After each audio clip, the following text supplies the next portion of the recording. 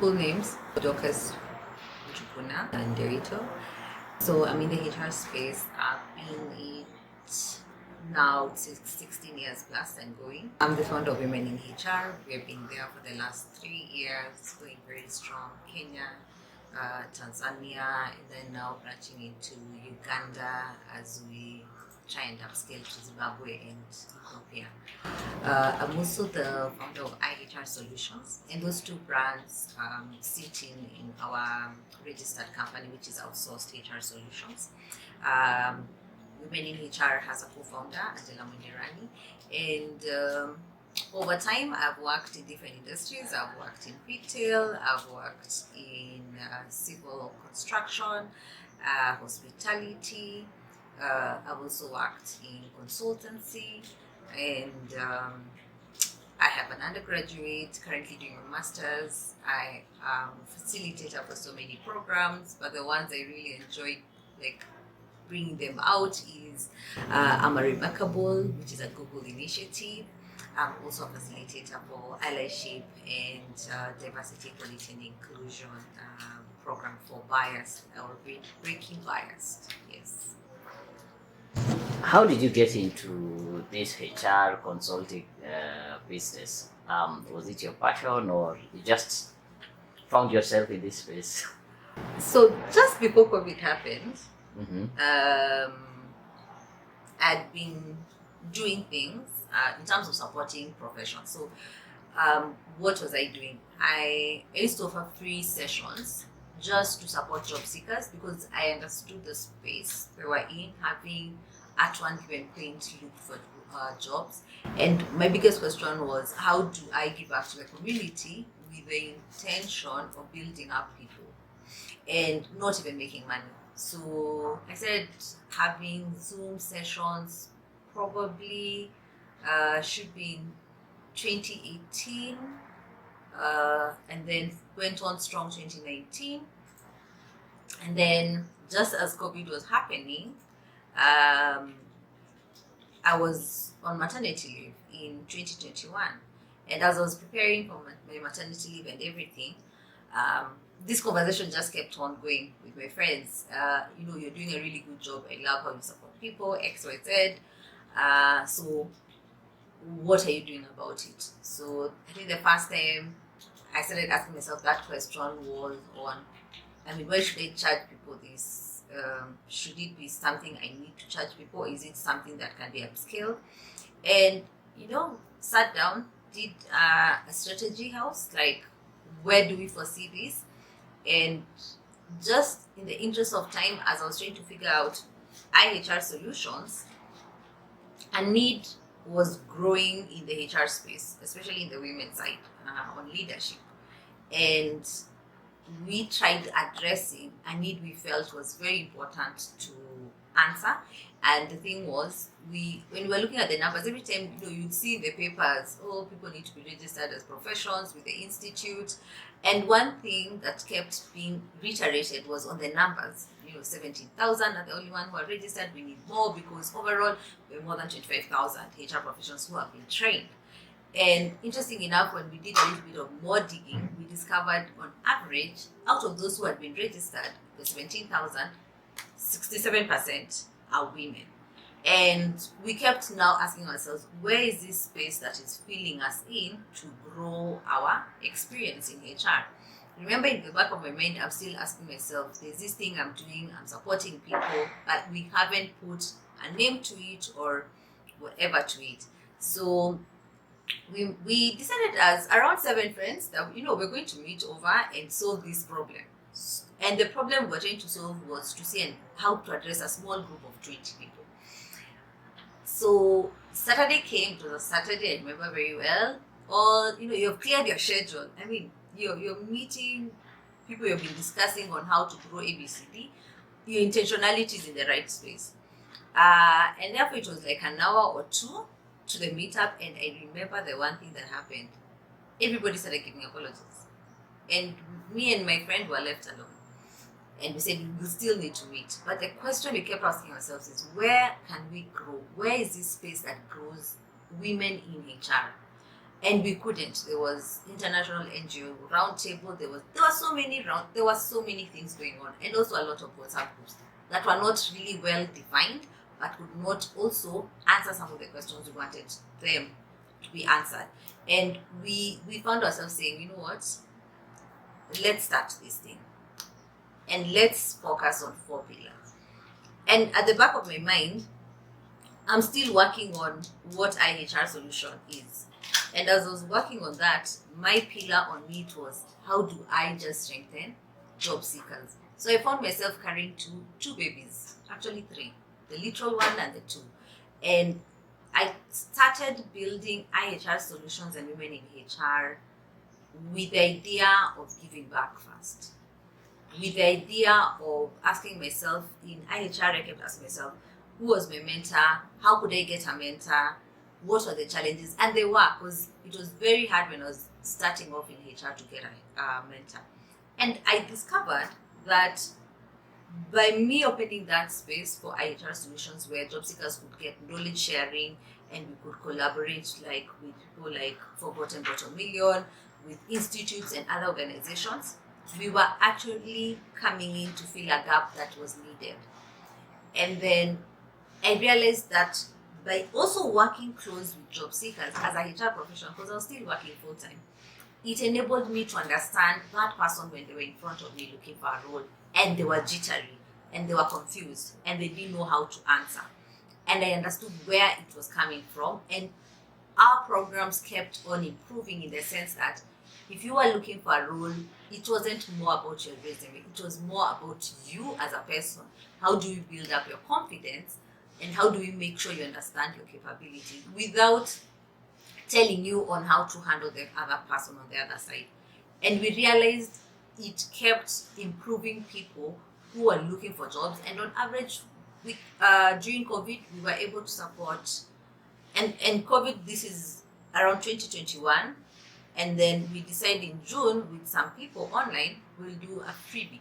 So we supported 100 people to change their resumes, but also I went back and mentored 100 people for free through LinkedIn, and packed it and said, this is not a whole branding thing, but we just need to do this.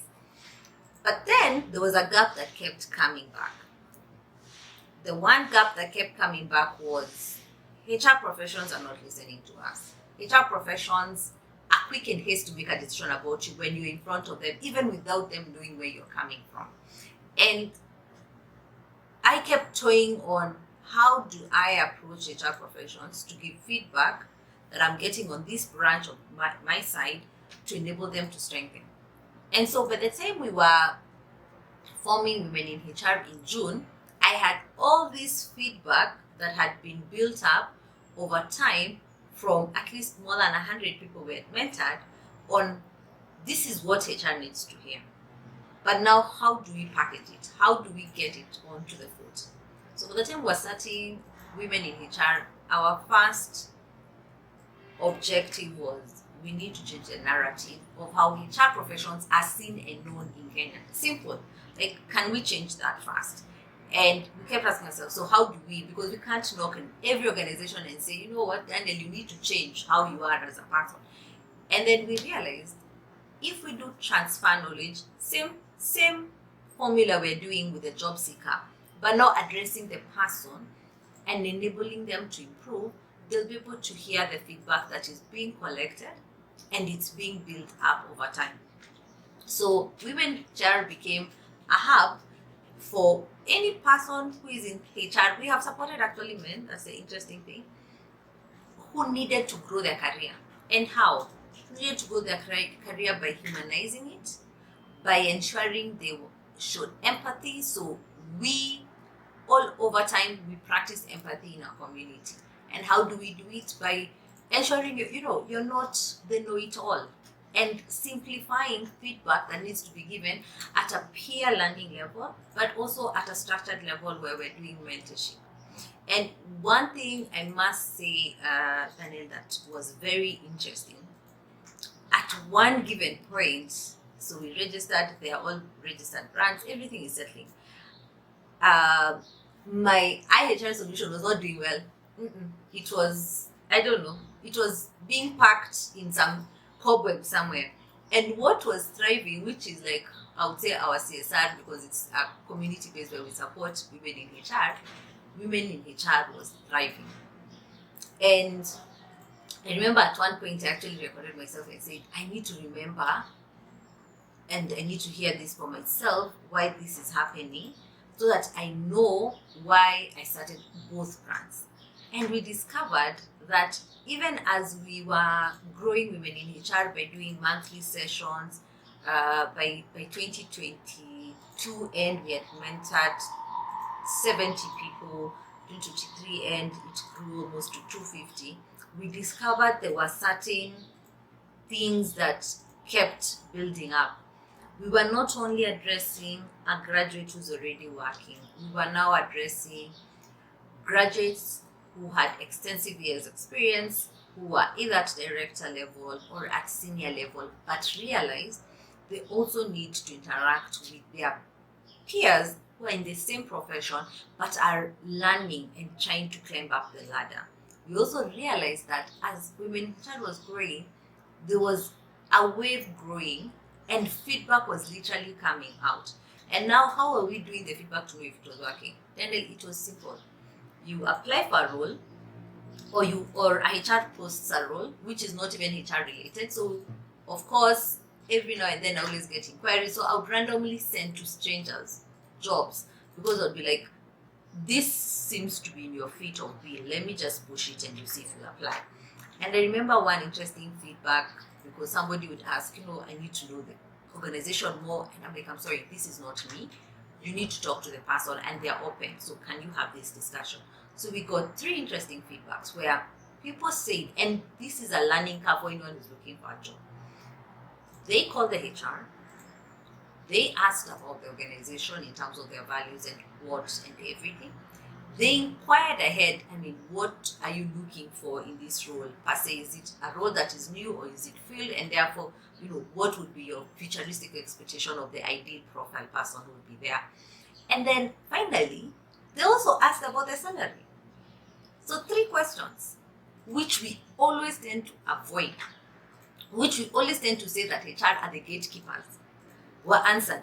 2 total strangers by total strangers who just needed a connecting point. So we realized even as women HR was growing, we were becoming a bridge to those who were the job seekers and those who were offering the jobs. And also at the same time, even as HR professions who were looking for jobs were able to get the bridge. So I remember in the wake of 2022 in February, and I can never forget this. No, 2023 February, I can never forget this because it was just hilarious. Somebody woke up and they were like, I applied for a role which was posted in the group, and over 30 days I got the role. Then they went ahead and said, and for me it was not something new for you to get a role, but the interesting thing is what they said next. They said, I got this role because I had indicated I'm a member of Women in HR. I was like, okay, that's cool, but it's not a thing. We don't advocate and give you a number. They're like, no. It worked to my favor because by the time I was being asked, which are the spaces I'm learning from and growing as a profession, I mentioned Women in HR, and the person resonated with me and said, that's a good space. That's a space that is disciplined. And this again was feedback to strangers who don't know each other, who are in the same community because their community is very big. But they were in agreement. There was an indifference from other spaces. Now, why am I saying this? If you're looking for a role, even when you're venturing into consultancy, you need to get a space that is unique, that people will be able to say, this is a space I want to belong to. And they won't just say, that we know this, we know what they do over there, you'll never get anything from it. Picking a unique space as Women in HR enabled us to create also a safe space for anyone who was looking, but also maintain professionalism. So one of the interesting things I discovered, and this was at the end of 2022, my passion for consultancy kept growing. So in 2022, I'm still working. I'm changing jobs. I'm still applying roles. Like, send me a role, I will apply. And I remember it reached a point where I felt, oh gosh, I think now women HR is a little bit overwhelming, and also HR solutions are a little bit overwhelming to handle it myself. So in January, I posted a role and said I'm looking for an administrator, a virtual assistant to take over the whole running of. A lot of people applied for the role, and I decided to pick someone. Now remember, I'm working, so first I didn't have the luxury of having an office. I didn't have the luxury of even meeting the person, because we did a virtual interview. It was the first time I'd taken an intern. Then we felt the work was building up, so we need to drop. And these same clients are building up. By the time I'm getting this assistant, we had a client who we had stayed with for 5 months, and we had, they're called HR associations who are working there. So there's a team building up, but everyone is working either virtually or at the client site. So 2023, my assistant comes on board, works virtually. So I would work 8 to 5, then 5 my work starts afresh again. Like, what are the comms? What's going on? And remember, that time inquiry is, my concerns are more on, are we handling what the client wants us to handle? Are we capable of doing it? There's an inquiry that has come, we have not answered. This person is waiting for feedback. My thought there was not so much on how much are we making, because we had already agreed on how much I'm paying her, and I was like, even if there's nothing, I feel comfortable I can pay from my pocket. But I worked with this person for 3 months, having never met her. Like, if you ask me, Daniel, this is Emma, 0. And then March comes, International Women's Day, and I'm thinking now, and women in HR, we need an in-person event. I'm called to go to Karatina the same day the event is, and I'm torn. And I'm thinking, this is going to be the biggest disaster of my life, because we're in Karatina, and at 5:30 you need to be in Nairobi. And much back then in 2023, there was like a rainy season. I can never forget. So, of course, she's the one planning from the speaker. We had a speaker from US. And my biggest concern this time is, I have been working with this person. I don't know her. I don't know if she will do the things I want her to do, because virtually you can do it. If you don't, you sort of mentally say this is a trial and everything will work out. But I come from Karatina and I go straight to the venue. And as I'm meeting people who I know, I just tell them, there's someone who's attending to you, so she's called Emma. As I am introducing, people to each other, because I know the commonalities. Emma comes and I'm just about to ask her, what's your name? And she's like, baby, I am Emma. I've never been able to oh, hi Emma first. Like, I hugged her because, one, she had done the work for me. She had communicated with a speaker who is a Kenyan who was in US, arranged everything, we planned the theme, communicated everything. I was meeting the speaker for the first time there.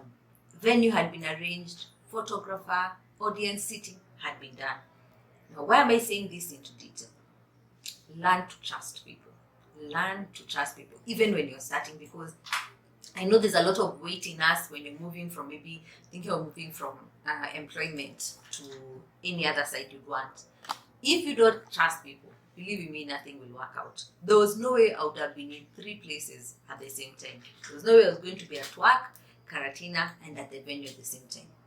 Work, I had to take time off, which meant I needed to ask permission from my boss. Interesting enough, where I was working, because I was going to talk to a university. It was nothing. They said, no, don't deduct. Just go. As long as you're supporting an organization that is bringing in people who are going to work for us eventually, I'm okay with it. So also, I know people get scared of saying the truth. You can say you have truth, but say the truth to your boss. Because the funny thing, when you think your boss will not support you, they might be your biggest advocate in even publicizing what you do. And why am I insisting on this? You are not going to start a consultancy, like HR, you're not starting a consultancy to compete with the boss or for your boss to be your client. You're starting a consultancy because you aim at achieving something you have discovered. Whatever that is, it needs to sit on a strategy. Step by step. Your strategy, breaking it down to simple words that you want, needs to sit on a well-structured goal.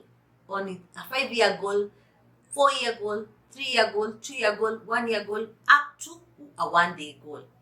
And it's doable because this is not something you're rushing for it to grow. The trust comes in because it gives you an opportunity to think as a vision bearer. You will not be able to do that if you are the one who is the ops. You can be all those things. Now, remember I said Emma is now coming full on board as a go-to person for everything. Yes, I'm ops. Yes, I'm finance. Yes, I am PR. I can be all those things, but I know there are people who are coming in to do.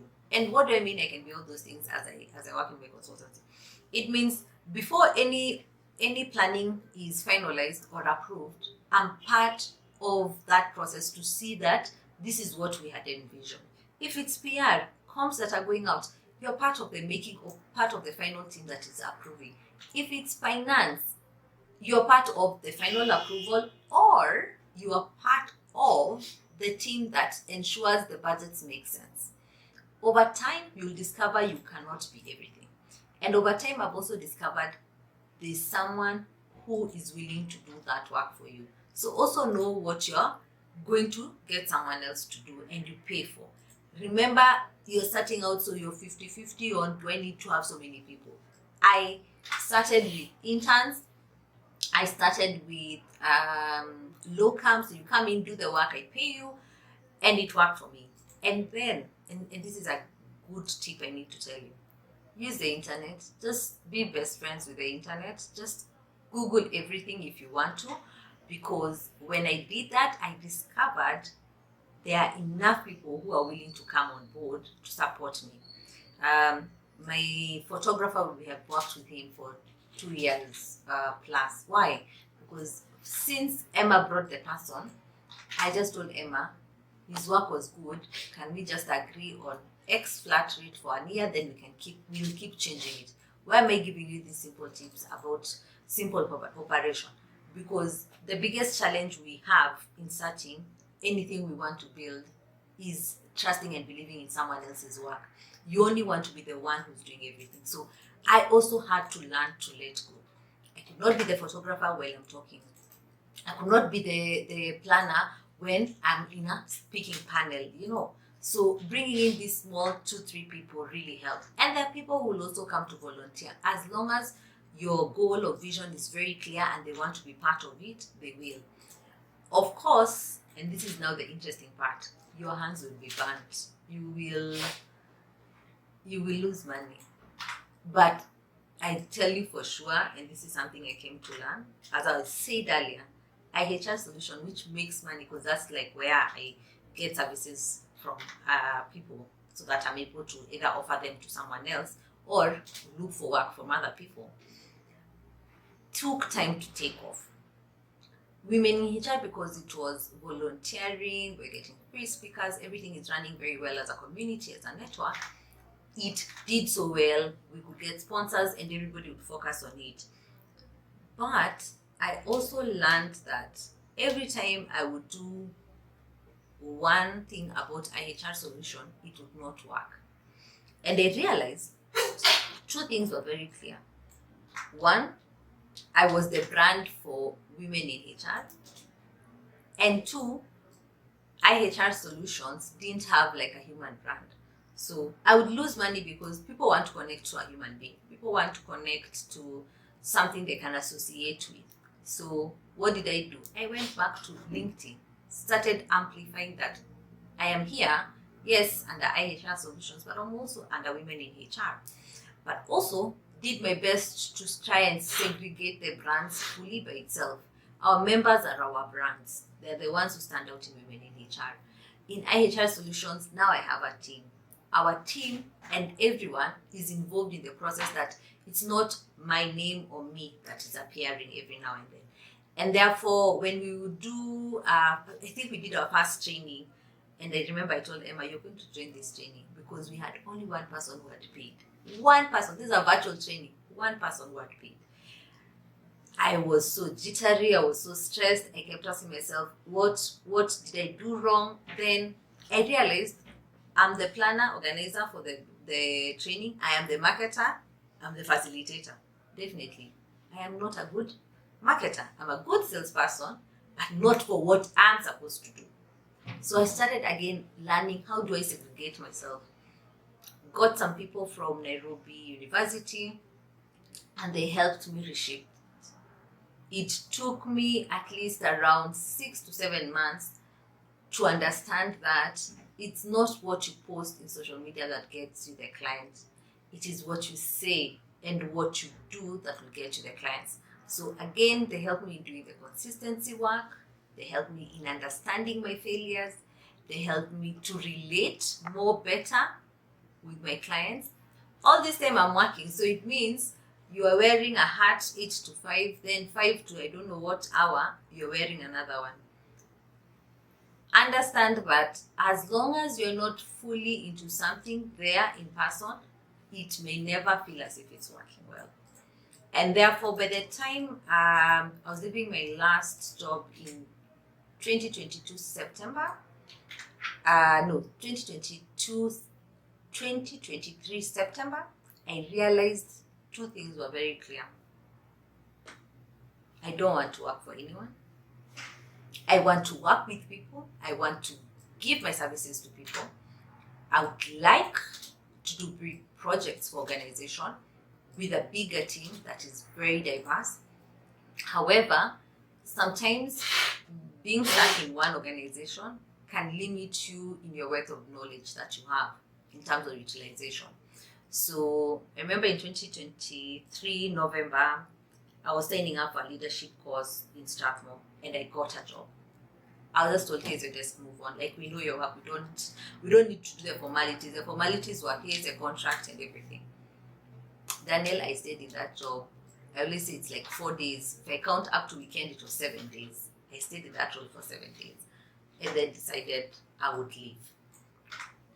Apart from the other reasons that were really like forcing me to go, one of the things that I realized was I really need to be in a space where I am able to see an individual grow, especially from an outside perspective as a HR, where I look into the organization and I guide the organization on how to build this individual. Because there are certain limitations as a HR you are not able to do fully in any organization. You can do big projects. We did big projects in different places I worked, but there were certain things when it came to personal development that could not fully be fulfilled when you're an internal HR. So when I was looking at it from an outside perspective, I realized there are tools and tricks we're able to put in when we're doing trainings or we're doing implementations that will enable someone's mindset to change and enable them to grow at their own personal level and have an intentional growth. So when I stopped in November and I did developing leadership in Strathmore and also these other additional courses, one of the interesting things that happened is December I thought I was going on holiday. Daniel, December I was at work. Clients were flowing in, and these are now senior executives because I do mentorship and coaching when you're prepping someone for work. Clients were coming in, and these were referrals from 2022 and 2021. There's a client I've worked with now for 4 years, because even before doing my full registration, we were already working. And every time I just see messages coming from the client, I look back and I say, that one goal I started that I doubted and, had so many fails and drops is the one building and strengthening my path right now. What do I mean? Don't assume that the work you're going to put in now will be very little to be noticed into your growth. I started doing free talks, then moved to personal development, supporting individuals, and right now I'm supporting organizations. Your journey might be different. You might even maybe start from the institutes and go developing them. But one thing you need to know is even when you fail at that one institute, it doesn't define you, because sometimes people fail. I remember there's a client who refused to pay us late payments, and I had a team. And I remember I had to tell the team, no, we need to wash our hands off. We need to admit that this client is unmanageable. This client may not be the right fit for us, and we need to give a notice that we'll be exiting so that they can pick up someone else. And when we were trying to do the closing, I realized that the people who got hurt first were my teams.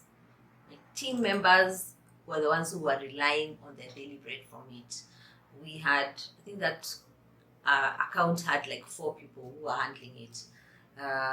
1 senior HR, 2 associates, and an intern. And the sad thing is you cannot afford to tell somebody you will not be able to come to work. You cannot afford to tell somebody that this project is ending, because they rely on you at a level, I would say, like a mother. So I also used to be very honest. And why I'm saying this is you need to know any project you start, lay out the blueprint. If people are paying you $1 million, then what is your expense? And what have you told the team you can afford? And what can sustain the team to be in that project for X number of months or years? And then be honest when things are in turmoil. Don't try cover it up. I think the first time when the client could not pay, I would pay because I'm at work, and I would say, I'll sort this later. Then what started bringing was a brush between me and my team, because I think at one point when the client could not pay, this was my team. Have you asked for money? See, you guys are there with the client. Why isn't the client paying you people and you're working? And I realized for them, they were like, you're the person who can come and talk to this one, because they're not, seeing us at that senior level or what. And they're ignoring us because they keep telling us, oh, I forgot the check today. And I'm like, but the check is always in the office, so why would they say they forgot? And those excuses needed to be said for me to see what the client was doing, toying around. So define the kind of clients you want to work for. Since the time I've been in consultancy, one of the few learnings I've learned is you're looking for work, but it doesn't mean all jobs are for you to do. There are those that you think are not going to be the very best of jobs, and they end up being the best of all, especially clients who really query you and put you to task from the first days in regards to having a contract, having the objectives very clear. It may feel as if you don't trust this person doesn't trust you, or they're judging you on the type of work you're about to do, but those become your best clients because there's clear clarity on what you're doing. Even when you are doing tenders, there's a clear description on what you're supposed to do. So that bit of clarity becomes important.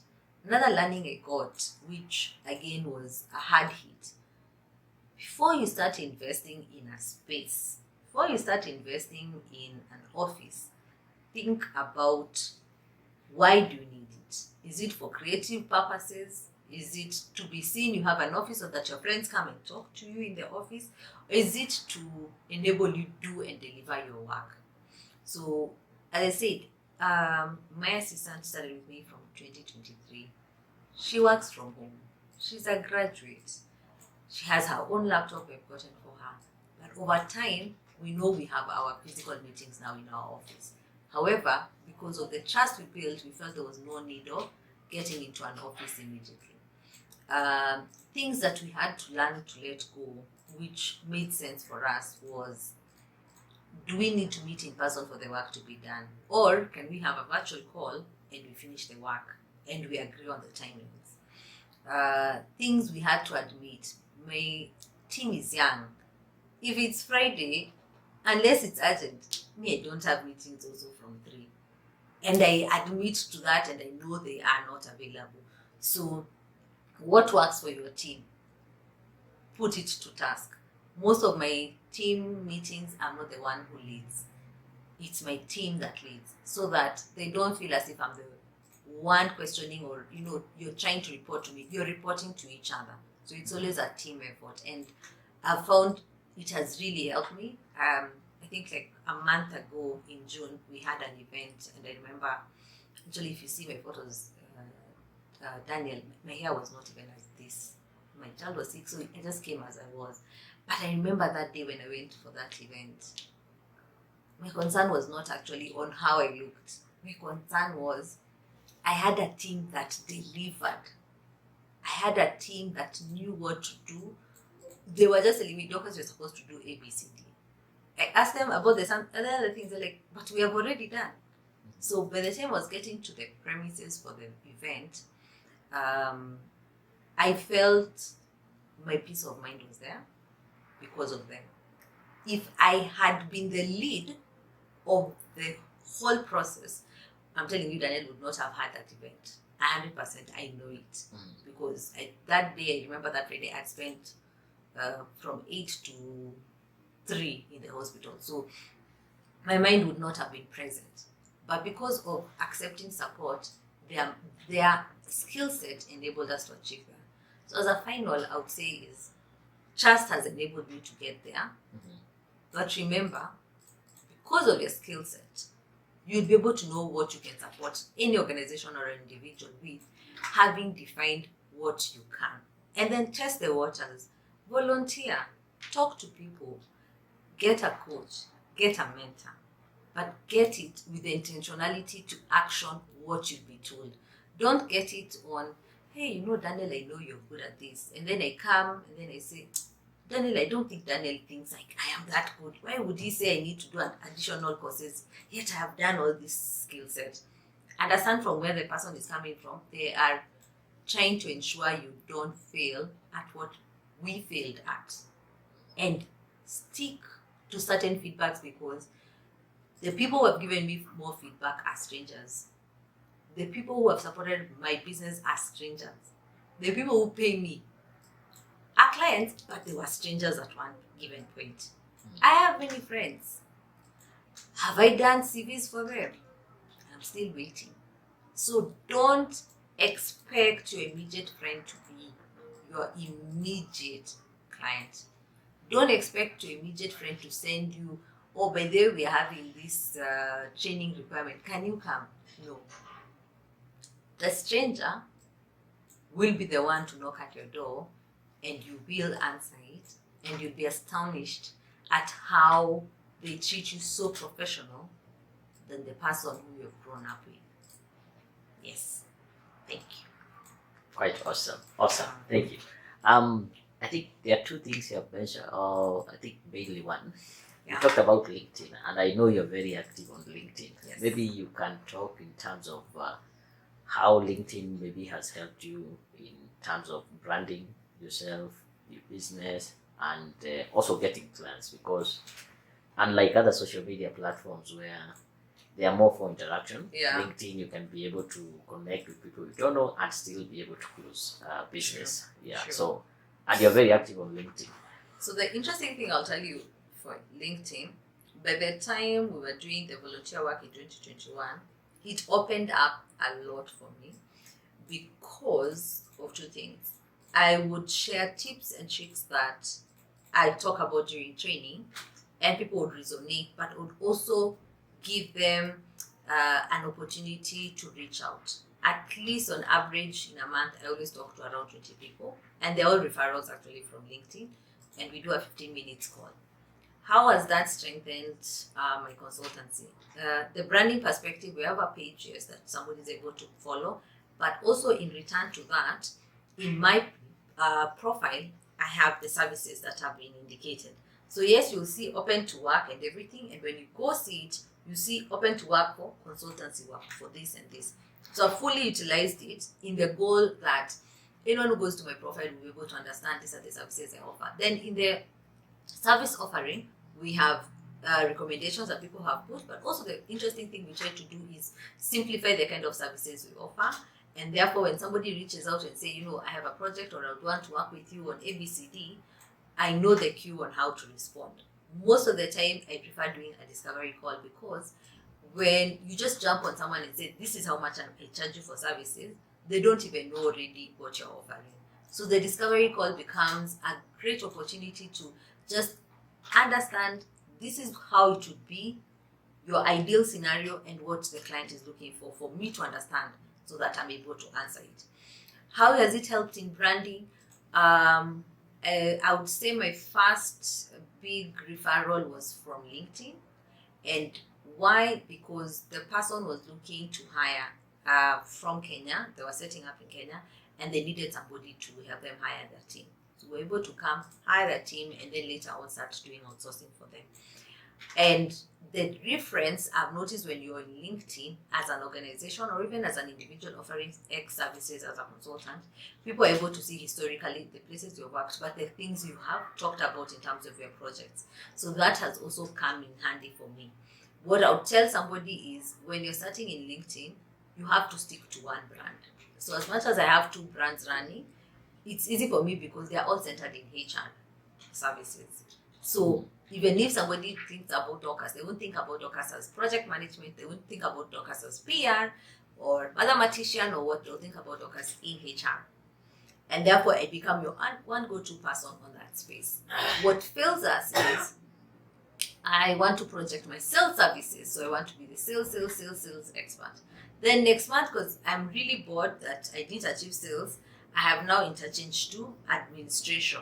Then I feel administration is again too monotonous. I jump back to human resource. So 3 months ago, I knew you as a salesperson. I am now thinking about getting a salesperson. So I go to your profile and I discover, Connie, the salesperson, where did they go? I get confused. Then the person who discovered you again a few months ago as the administrator is looking for a virtual assistant. When they go, they discover you in HR. The notion there may not feel distorted when you're posting. The thought is, how is your funnel in terms of how you get clients? Clients start thinking about you from January, they can approach you in March. So if in January and March you are talking about two very different things, people won't be able to close out on you. But if you have the consistency of one particular area you're talking about, one particular brand you're building about, one area of solution offering that you keep building about, either on a quarterly basis or monthly, people will be able to center on you. Yes, I do coaching. Yes, I do mentorship. Most of my programs are centered only on personal development. So it really doesn't matter how, when you come to me and you say, I want you to coach me, I want you to mentor me. Is it on personal development? I would say yes, that is what I do. What we fail at sometimes in LinkedIn is we keep looking at what people post. And I see Daniel and I'm like, oh my God, let me try and write, let me try and outdo Daniel. And then you realize by the time you post, your audience is not the same as Daniel. And therefore, by narrowing it down to a certain level, it helps. Another thing that has helped me, Daniel, by the way, in enabling my trainings to be better is I get most of my trainers in LinkedIn because I'm able to profile and see the person. I met you, I had seen your work, but I met you and I knew you better in LinkedIn, Then, another thing, I don't only network with people in Kenya. I network with the world. Mm-hmm. So you're in Taiwan, you're in US, I'm there. How? I interchange some of the times I work. So there are times I do an all-nighter, and then the other times, like now, I would be doing the day.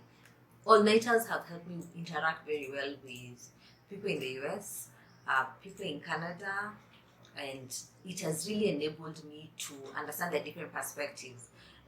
Being in HR, you really need to know what is happening globally, and you cannot be doing it globally if you're doing your normal 8 to 5 Kenyan time. So also explore other different timelines to know what people are saying. So I just listen to events. There's an interesting one I always listen to. It's at 3 a.m. Wednesdays only, on the last Wednesday of the month. And it's just a space that refreshes me. And then the others I listen to between 9 to 10 or 10 to 11. And you discover that's like the peak hour in US, and you learn a lot in the HR space. So there's so many learnings that somebody can help you in when you get into their space, especially in the audio, LinkedIn audios or the LinkedIn live events.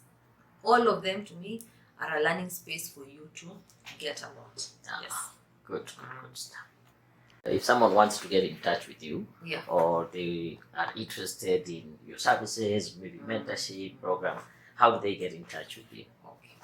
So what I would say is LinkedIn is my first number one go space. Why? Because if you look at my profile, you'll discover there is a free discovery call. Like now I'm running a masterclass. There's a free discovery call for you to be able to reach out to me. Do I respond to those discovery calls? Yes. If I'm not available, I say. However, I've put a time frame that encourages anyone to pick a time that works. If you do a DM for me, I'll answer. I get worried when I don't answer someone's DM, because unless you say hi. So if you say hi, I don't, because I'm like, we can't keep saying hi.